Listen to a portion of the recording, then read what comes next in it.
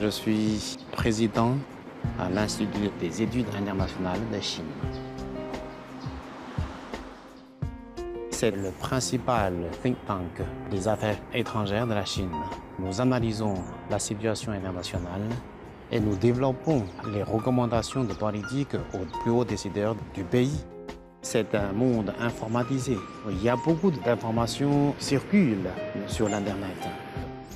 Donc, de façon que le public général, il souhaite entendre des points de vue basés sur des recherches.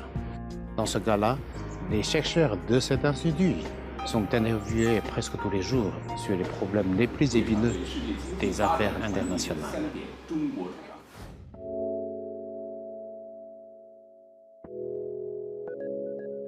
Je suis pendant 20 ans professeur à l'Université de la diplomatie de Chine.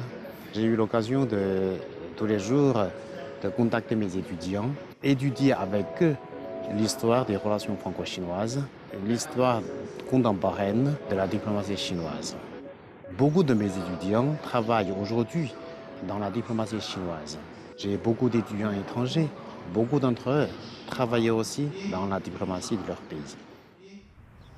De 2006 à 2009, j'ai travaillé pendant 4 ans à l'ambassade de Chine. C'était une période relativement sensible des relations franco-chinoises. La coopération bilatérale était plus ou moins perturbée parce que le passage de la flamme olympique de Pékin à Paris était perturbé. Comme le numéro 2 de l'ambassade, je me vois dans la responsabilité d'expliquer la position chinoise à la population française.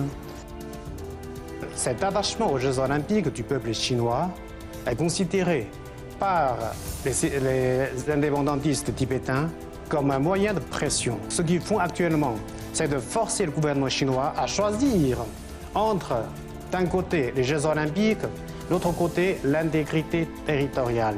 Oui. Mais nous avons la détermination et la capacité de bien organiser les Jeux olympiques et aussi bien défendre notre intégrité territoriale. C'est une tâche assez difficile, mais quand même, beaucoup de Français m'ont écrit, ils ont dit que les points de vue que j'ai exprimés ouvrent pour eux une nouvelle porte pour connaître la Chine.